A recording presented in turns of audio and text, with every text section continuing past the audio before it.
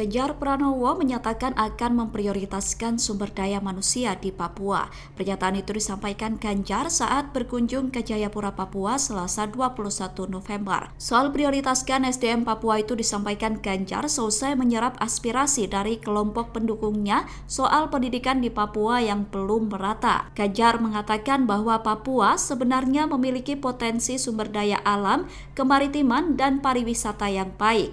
Namun akses pendidikan di Papua belum menjangkau seluruh wilayah. Ganjar mengklaim bahwa ia sudah mendapatkan data mengenai kurangnya akses pendidikan di Papua.